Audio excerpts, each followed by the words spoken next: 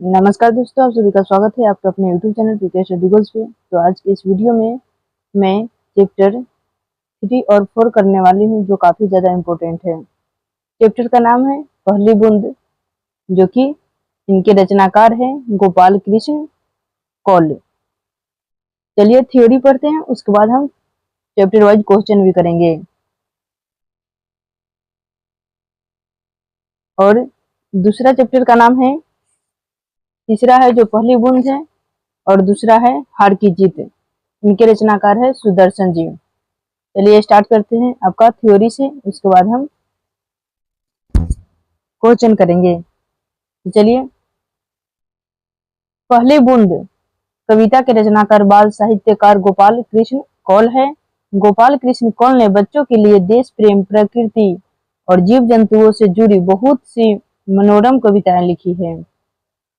ये जो पढ़ रहे हैं ना, वो कक्षा 6 और 7 दोनों में मल्हार पुस्तक में लिखा हुआ है। अगर पढ़ना चाहते हैं तो आप भी बुक लेकर पढ़ सकते हैं साथ साथ। चल कविताएं लिखी हैं। उसके बाद है, अपनी एक कविता में वे कहते हैं, देश हमें देता है सब कुछ, हम भी तो कुछ देना सीखे। गोपाल कृष्ण कौल का जन्म 1923 ईस्वी में तथा इनका देवसान यानी कि मृत्यु 2007 ईस्वी में हुआ था। यह कविता बारिश की पहली बूंद के धरती पर गिरने का सुंदर भावात्मक चित्र प्रस्तुत करती है। इसमें पहली बूंद को एक उम्मीद और प्रकृति के प्रति कृतज्ञता का भाव भी झलकता है। कवि यह भी दिखाता है कि पहली बूंद गिरते ही धरती पर नया जीवन आ जाता है। जैसे बारिश की पहली बूंद से सूखी धरती हरियाली भर जाती है और छोटे छोटे अंकुर बाहर निकल जाते हैं। समुद्र से पानी उड़कर बादल बनता है और ये बादल गर्जना करते हैं जैसे नगारे बज रहे हो। पूरी कविता में कवि ने प्रकृति की सुंदरता, परिवर्तन और जीवन का चक्र बड़ी कोमलता से दिखाया है।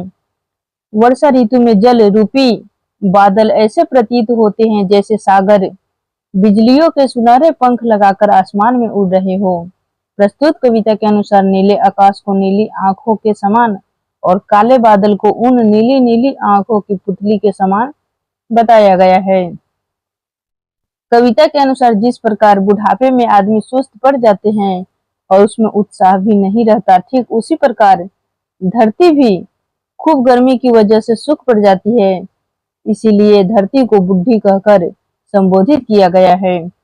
कविता में वर्षा की पहली बूंद को नव जीवन का प्रतीक माना गया है, जो धरती पर उसमें छिपे बीजों को अंकुरित कर देती है। प्रस्तुत कविता में वसुंधरा की रोमावली हरी दूब को कहा गया है। ऐसे भी क्वेश्चन पूछेगा कि हरी दूब को क्या कहा गया है, तो वसुंधरा की रोमावली। नीले नैनों सा यह अंबर काली पुतली से थे, जलधर में काली पुतली बादलों को क्या कहा गया है। चलिए अब यहाँ से हम स्टार्ट करते हैं। आपको अब यहाँ से क्वेश्चन आ गया, थ्योरी पढ़ लिए, उसके बाद अब क्वेश्चन करते हैं। फर्स्ट नंबर क्वेश्चन है, कविता में नव जीवन की ले अंगराई किसके लिए प्रयुक्त हुआ है। ऑप्शन देखिए, बादल, अंकुर, बूंद, पावस। इसका सही जवाब है ऑप्शन नंबर बी, अंकुर।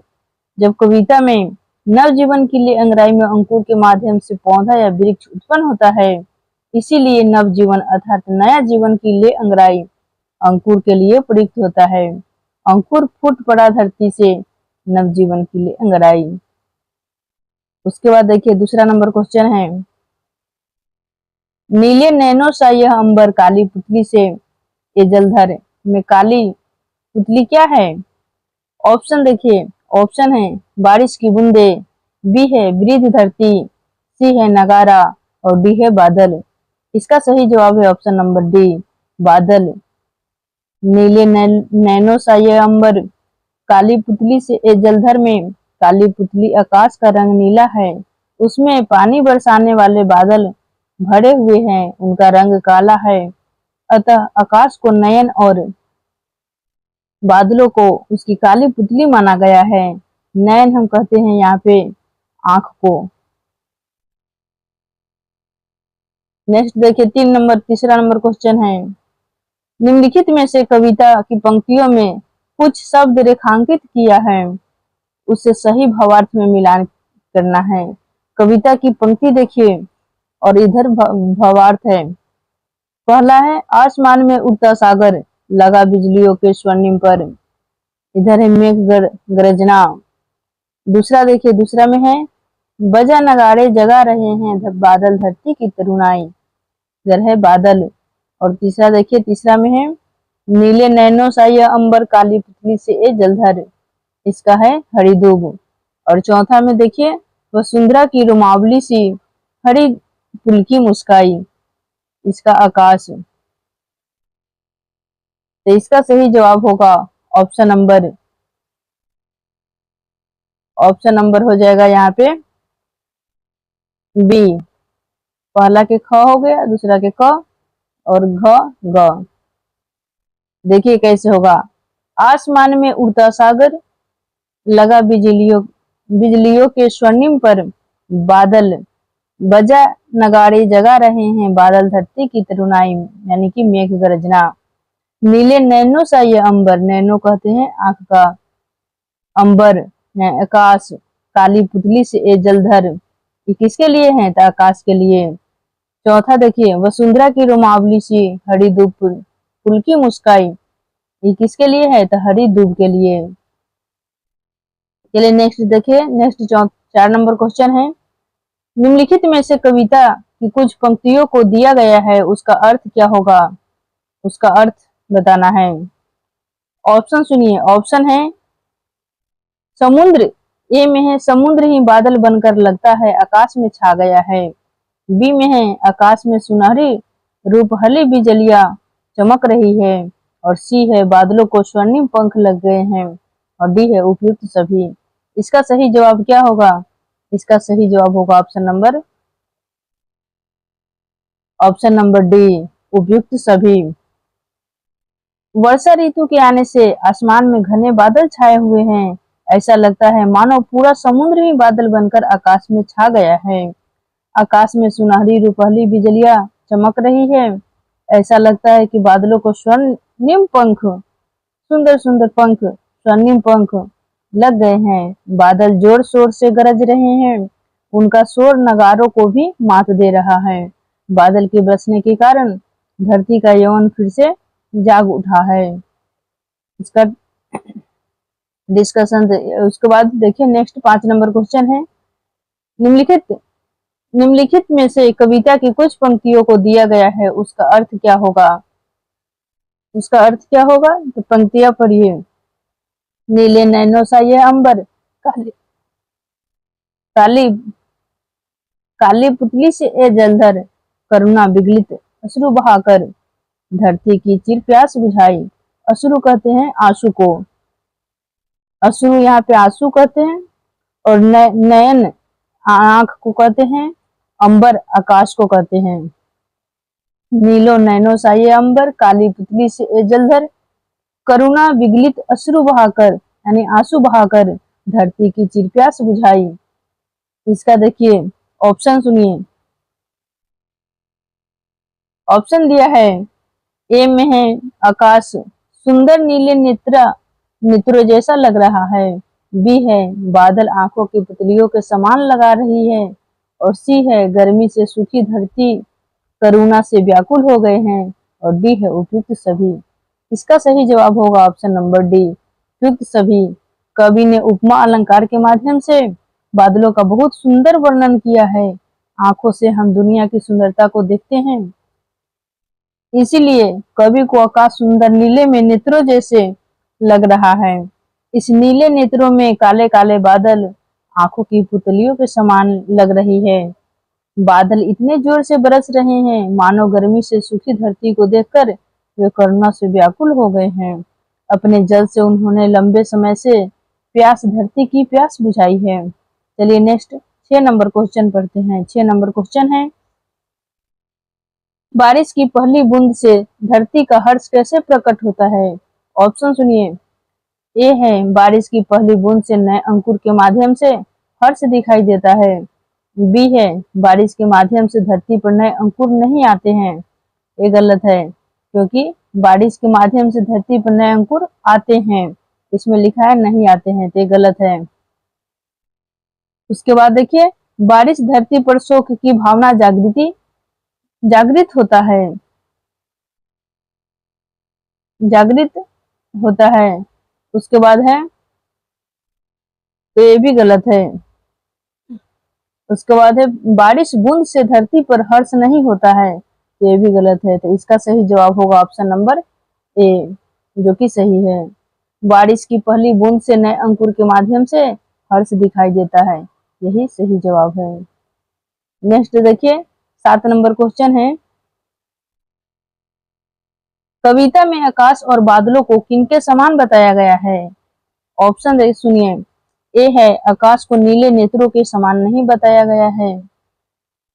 नीले नेत्रों के समान यानी कि नीला आंख के समान, नेत्र हम कहते हैं आंख को। बी में सुनिए, बादलों को नीले नेत्रों के समान बताया गया है। और सी है आकाश को नीले नेत्रों के समान तथा बादलों को काली पुतलियों के समान बताया गया है। और डी ऑप्शन सुनिए, डी में दिया है बादलों को काली पुतलियों के समान नहीं बताया गया है। इसका सही जवाब होगा ऑप्शन नंबर सी, आकाश को नीले नेत्रों के समान तथा बादलों को काली पुतलियों के समान बताया गया है। सही जवाब होगा। नेक्स्ट क्वेश्चन, इसका डिस्कशन थोड़ा सा पढ़िए, उसके बाद क्वेश्चन फिर करेंगे। डिस्कशन है, कविता में आकाश को नीले नेत्रों के समान और बादलों को काली पुतलियों के समान बताया गया है। नीले नैनो साया अंबर काली पुतली से ए जलधर, कविता है जो कि बहुत ही रोचक कविता है। नेक्स्ट देखिए, 8 नंबर क्वेश्चन है, बारिश को लेकर हर व्यक्ति का अनुभव भिन्न भिन्न होता है, यानी कि अलग अलग होता है। बारिश आने पर आपको कैसा लगता है? कौन सी ऋतु सबसे अधिक प्रिय और क्यों? ऑप्शन सुनिए। बारिश आने से हरियाली नहीं छा जाती है, ये तो गलत है, क्योंकि बारिश आने से हरियाली छा जाती है। नेक्स्ट बी में है, वर्षा से धरती की प्यास नहीं बुझती है, ये गलत है। उसके बाद देखिए सी में, वर्षा आने पर मन आनंदमय हो जाता है और चारों तरफ हरियाली छा जाती है, तो यही सही जवाब होगा। डी में है, वर्षा से वृक्षों के पत्ते घुलकर साफ नहीं होते हैं, ये गलत है। डी नंबर भी गलत है। इसका सही जवाब होगा ऑप्शन नंबर सी, वर्षा का आगमन मुझे बहुत अच्छा लगता है, वर्षा आने का मन आनंद मग्न हो जाता है। वर्षा से ही धरती की प्यास बुझती है और वर्षा से भीगकर मन प्रसन्न हो जाता है। मेरे परिवार में सभी को वर्षा ऋतु पसंद है, चारों तरफ हरियाली छा जाती है, वृक्षों के पत्ते घुलकर साफ हो जाते हैं, हर वस्तु आवश्यकता अनुसार ही लाभदायक होती है, अति हमेशा दुखदायी होती है, बहुत अधिक वर्षा होना भी विनाशकारी दृश्य उपस्थित हो जाते हैं, जिनसे जनधन और फसल को भारी नुकसान हो जाता है। नेक्स्ट क्वेश्चन देखिए, नेक्स्ट 9 नंबर क्वेश्चन है, पहली बूंद कविता के लेखक कौन है? ऑप्शन है गोपाल दास नीरज, बी है गोपाल कृष्ण कौल, सी है गोपाल कृष्ण गोखले और डी है हरिऔध।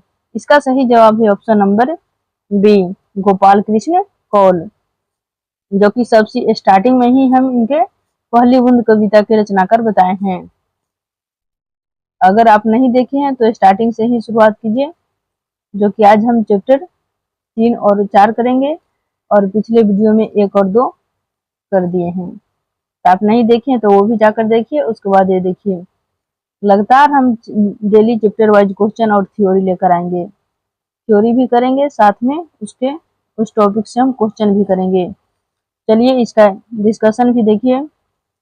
धरती के सूखे अंधरों पर पहली बूंद के गिरने का अद्भुत दृश्य रचने वाले बाल साहित्यकार गोपाल कृष्ण कौल, जो कि इनका जन्म 1923 ईस्वी में और देवासान मृत्यु 2007 ईस्वी में बच्चों के लिए देश प्रेम, प्रकृति और जीव जंतुओं से जुड़ी बहुत सी मनोरम कविताएं लिखी है।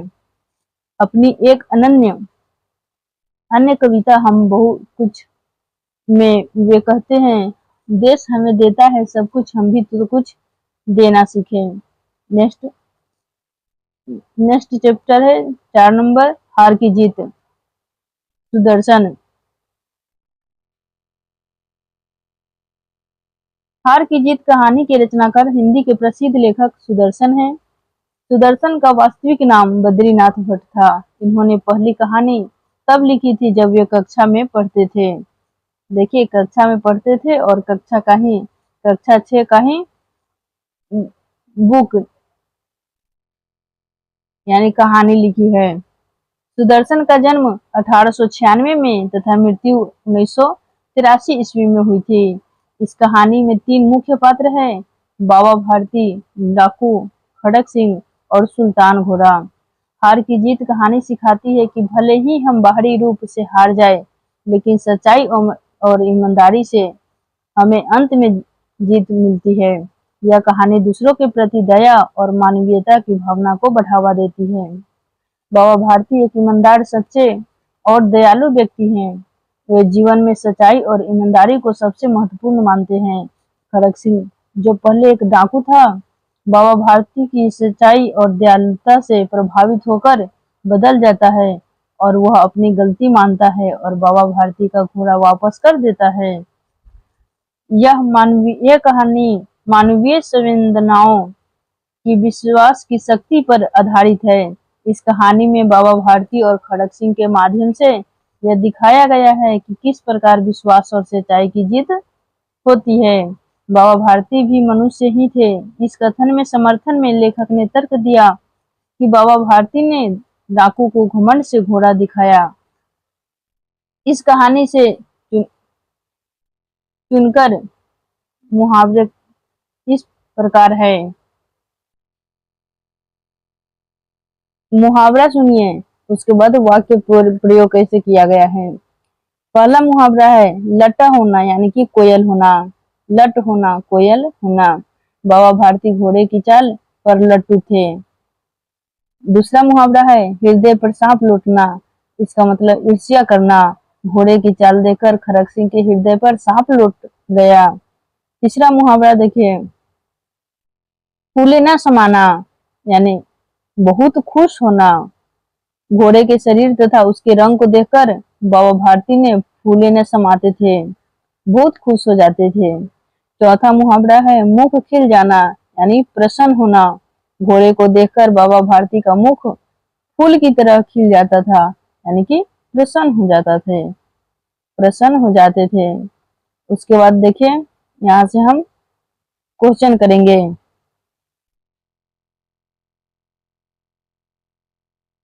पहला नंबर क्वेश्चन है, सुल्तान के छीने जाने का बाबा भारती पर क्या प्रभाव हुआ। ऑप्शन है, बाबा भारती के मन से चोरी का डर समाप्त हो गया। बी है, बाबा भारती ने गरीबों की सहायता करना बंद कर दिया। और सी है, बाबा भारती ने द्वार बंद करना छोड़ दिया। और डी है, बाबा भारती असावधान हो गए। इसका सही जवाब है ऑप्शन नंबर ए, बाबा भारती के मन से चोरी का डर समाप्त हो गया। इसका डिस्कशन देखिए। डाकू खड़क सिंह का दिल बाबा भारती के घोड़े पर आ गया था। जाते जाते वह कह गया था कि यह घोड़ा आपके पास न रहने दूंगा। बाबा भारती अपने घोड़े से बहुत प्यार करते थे। उसकी रक्षा के लिए उन्होंने अस्तबल का पहरा देना आरंभ कर दिया था। उनका प्रिय घोड़ा खड़क सिंह ले गया था, इसीलिए अब उनके मन से चोरी का डर समाप्त हो चुका था। जीवन में हार और जीत दोनों ही महत्वपूर्ण हैं और कभी-कभी हार भी जीत से बड़ी होती है। नेक्स्ट दूसरा नंबर क्वेश्चन देखिए। दूसरा नंबर क्वेश्चन है, बाबा भारती भी मनुष्य ही थे। इस कथन के समर्थन में लेखक के कौन सा तर्क दिया गया है। ऑप्शन है, बाबा भारती ने डाकू को घमंड से थोड़ा दिखाया। बी में है, बाबा भारती घोड़े की प्रशंसा दूसरों से सुनने के लिए व्याकुल थे। सी है बाबा भारती को घोड़े से अत्यधिक लगाव और मोह नहीं था। और डी है बाबा भारती हल पर घोड़े की रखवाली करते रहते थे। तो इसका सही जवाब होगा ऑप्शन नंबर बी। बाबा भारती घोड़े की प्रशंसा दूसरों से सुनने के लिए व्याकुल थे। इसका डिस्कशन देखिए। क्योंकि प्रत्येक व्यक्ति अपनी प्रिय वस्तु व्यक्ति की प्रशंसा दूसरों से सुनकर प्रसन्न होता है, इसीलिए बाबा भारती घोड़े की प्रशंसा दूसरों से सुनने के लिए व्याकुल रहते थे और यह मानव का स्वाभाविक गुण है। नेक्स्ट तीसरा नंबर क्वेश्चन है, निम्नलिखित में से कहानियों का नाम हार की जीत क्यों रखा गया? ऑप्शन है ए बाबा भारती हारकर भी जीत नहीं हुआ था, बी है खड़क सिंह उस घोड़े को अपने पास न रखकर वो अस्तबल में छोड़ आया था, और सी है बाबा भारती घोड़ा नहीं रखे थे, और डी है खड़क सिंह उस घोड़े को अस्तबल में नहीं छोड़ने गया था। इसका सही जवाब होगा ऑप्शन नंबर बी। खड़क सिंह उस घोड़े को अपने पास न रखकर वो अस्तबल में छोड़ आया था।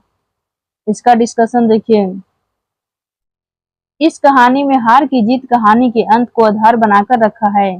खड़क सिंह ने बाबा भारती से कहा था कि वह अपने घोड़े सुल्तान को उसके पास पास नहीं रहने देगा। बाबा भारती ने बड़ी तत्परता से अपने घोड़े की रखवाली करनी आरंभ कर दी थी, परंतु वह असफल रहे। खड़क सिंह ने उनका थोड़ा धोखे से उनसे छीन लिया था। बाबा भारती हार गए थे, किंतु उनके विचारों से प्रभावित होकर खड़क सिंह उस घोड़े को अपने पास न रख पाया। वह स्वयं ही अपने उनके अस्तबल में घोड़ा छोड़ आया था। इस प्रकार बाबा भारती हार कर भी जीत गए। कोई भी व्यक्ति बुरा नहीं होता, बस जरूरत है उसे समझने की। नेक्स्ट देखिए, चौथा नंबर क्वेश्चन है, बाबा भारती ने डाकू खड़क सिंह से कौन सा वचन लिया था? ऑप्शन है बाबा भारती ने खड़क सिंह से कोई वचन नहीं लिया था, बी है डाकू खड़क सिंह ने अपाहिज बेसहारा बनकर घोड़ा नहीं छीना है, और सी में देखिए क्या है, सी है वचन वचन लिया कि एक दिन बेसहारा गरीब बेसहारा बनकर घोड़ा छीना उसे किसी से न बताए, और डी है घोड़ा छीनने से लोगों का दुनिया में विश्वास नहीं उठेगा। तो इसका सही जवाब है ऑप्शन नंबर सी। वचन लिया कि एक दिन गरीब बेसहारा बनकर घोड़ा छीना उसे किसी से न बताए। इसका डिस्कशन देखिए। बाबा भारती ने डाकू खड़क सिंह से वचन लिया कि एक अपाहिज दीन गरीब बेसहारा बनकर जिस प्रकार उनसे उसने उनका घोड़ा छीना है उससे वह किसी को न बताए। यदि लोगों को यह घटना पता चल जाएगी तो कोई भी किसी जरूरतमंद व बेसहारा की सहायता नहीं करेगा और लोगों की दुनिया से विश्वास उठ जाएगा। जीत की असली अर्थ होता है अपनी मानवता को बनाए रखना, भले ही हम हार जाएं। नेक्स्ट देखिए, 5 नंबर क्वेश्चन है, बाबा भारती का भगवत भजन से जो समय बचता वह घोड़े का अर्पण हो जाता, क्यों? ऑप्शन है बाबा भारती का अपने घोड़े के प्रति निस्वार्थ प्रेम था, बी है बाबा भारती शहर में रहते थे, और सी है बाबा भारती घोड़े से प्रेम नहीं करते थे, और डी है बाबा भारती के लोभ मोह और दुर्गुण थे। इसका सही जवाब है ऑप्शन नंबर ए। बाबा भारती ने अपने घोड़े के प्रति निस्वार्थ प्रेम था। इसका डिस्कशन देखिए। बाबा भारती ने अपना रुपया पैसा धन दौलत आदि सब छोड़ दिया था। वे अपना परिवार और शहर छोड़कर एक गांव में आ गए थे। वे गांव के बाहर एक मंदिर में रहते थे। उनसे लोभ मोह जैसे दुर्गुण समाप्त हो गए। अब उनके प्राण उनके घोड़े सुल्तान में बसते थे। इसीलिए ईश्वर भक्ति से जो समय बचता था उसे वे घोड़े की सेवा और उसके साथ ही व्यतीत करते थे। अपने घोड़े के प्रति उनका यह प्रेम निस्वार्थ था। नेक्स्ट 6 नंबर क्वेश्चन देखिए। बाबा भारती ने घोड़ा दिखाया घमंड से, खड़क सिंह ने घोड़ा देखा आश्चर्य से, क्यों? ऑप्शन है घोड़ा सा कद काठी उसकी चाल ढाल सबको मोहित कर लेता था, बी है घोड़ा बाबा भारती अपने घोड़े से बहुत प्यार करते थे।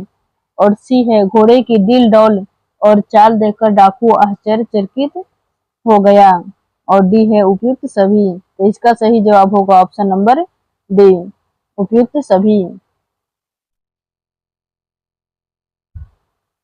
बाबा भारती अपने घोड़े से बहुत प्यार करते थे। उनका घोड़ा भी कुछ ऐसा ही बांका, सजीला और फुर्तीला।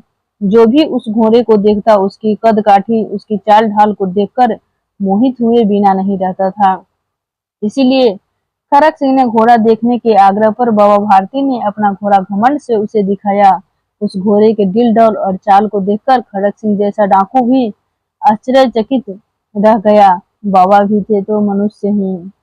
नेक्स्ट देखिए 7 नंबर क्वेश्चन। वह डाकू था जो वस्तु उसे पसंद आ जाए उसे अपना अधिकार समझता था। क्यों? ऑप्शन है, ए, डाकू बेरहम और शक्तिशाली नहीं होते हैं। बी है, डाकू को बाबा भारती का घोड़ा पसंद नहीं आया था। और सी है, डाकू धन संपत्ति। और डी है, डाकू का स्वभाव अच्छा होता है। इसका सही जवाब है ऑप्शन नंबर सी, डाकू धन संपत्ति। डिस्कशन देखिए। डाकू बेरहम होने के साथ साथ शक्तिशाली भी होते हैं। दूसरों की धन संपत्ति वस्तुओं पर वे अपना अधिकार समझते हैं। बाबा भारती के घोड़े ने तो उसके मन को आकर्षित कर लिया था, इसीलिए वे घोड़े को छीनने का निश्चय कर लिया। यह डाकुओं का स्वभाव होता है। नेक्स्ट क्वेश्चन है, 8 नंबर क्वेश्चन है, किस किस के आंसुओं का मेल हो गया था? दोनों के आंसुओं में क्या अंतर था? ऑप्शन है, खड़क सिंह को अपनी गलती का आभास नहीं हुआ था। बी है, बाबा भारती और खड़क सिंह के आंसुओं का मेल हो गया था। सी है, बाबा भारती के आंसू खुशी के नहीं थे। और डी है, खड़क सिंह के आंसू दुख और पश्चात के नहीं थे। इसका सही जवाब है ऑप्शन नंबर बी, बाबा भारती और खड़क सिंह के आंसुओं का मेल हो गया था। डिस्कशन देखिए। बाबा भारती और खड़क सिंह के आंसुओं को मेल हो गया था। बाबा भारती के व्यवहार में खड़क सिंह की आंखें खोल दी थी। उसे अपनी गलती का आभास हो गया था। दोनों के आंसुओं में यह अंतर है कि बाबा भारती के आंसू खुशी के आंसू थे और खड़क सिंह के आंसू दुख और पश्चाताप के आंसू थे। नेक्स्ट 9 नंबर क्वेश्चन है, हार की जीत इस कहानी में कौन सी बात प्रेरणा देती है? ऑप्शन सुनिए, बाबा भारती का घोड़े के प्रति प्रेम और समर्पण। बी है, कहानी का नैतिक संदेश दया, क्षमा और मानवता की जीत। सी है, इससे चरित्र का परिवर्तन हुआ। और डी है, उपयुक्त सभी। इसका सही जवाब है ऑप्शन नंबर डी, उपयुक्त सभी। इसका डिस्कशन देखिए। इसका डिस्कशन है, इस कहानी से मुझे निम्न बात प्रेरणा देती है। बाबा भारती का घोड़ा के प्रति प्रेम और समर्पण, खड़क सिंह का चरित्र परिवर्तन, एक डाकू से दयालु व्यक्ति बनना, हार की जीत का संदेश, कैसे एक प्रतीत होने वाली हार वास्तव में एक नैतिक जीत बन जाती है, और मानवीय भावनाओं का सटीक चित्रण जैसे डर, प्रेम, करुणा, पश्चाताप। कहानी का नैतिक संदेश क्षमा और मानवता की जीत। नेक्स्ट 10 नंबर क्वेश्चन है,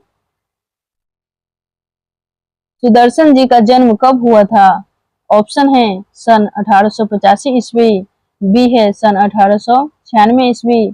सी है, 1906 ईस्वी। और डी है, सन 1986 ईस्वी। इसका सही जवाब है ऑप्शन नंबर बी, सन 1896 ईस्वी में सुदर्शन जी का जन्म हुआ था।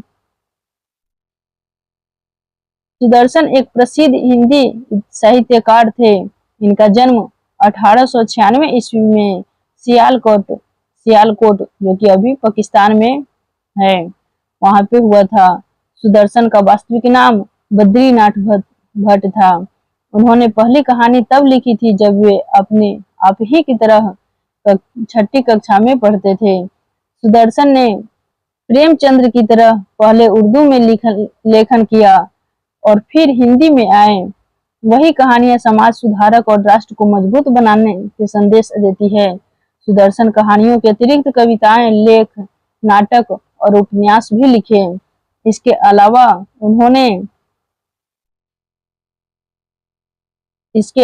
उन्होंने अनेक फिल्मों की पटकथा और गीत भी लिखे। इनकी कहानी हार की जीत, पत्थरों का सौदागर, साइकिल की सवारी, एथेंस की सत्यार्थी आदि। उपन्यास भागवंती, कहानी संग्रह, बचपन की एक घटना, परिवर्तन, अपनी कमाई आदि। इनका सन 16 दिसंबर 1967 ईस्वी को निधन हो गया। चलिए, तो इनका मृत्यु हो गया। अब समाप्त करते हैं। Thanks for watching us. मिलेंगे नेक्स्ट वीडियो में। मेरे चैनल पर नए हैं तो चैनल को सब्सक्राइब कर बेल आइकन प्रेस कीजिए और ज़्यादा से ज़्यादा दोस्तों के साथ शेयर कीजिए। जय हिंद, जय भारत।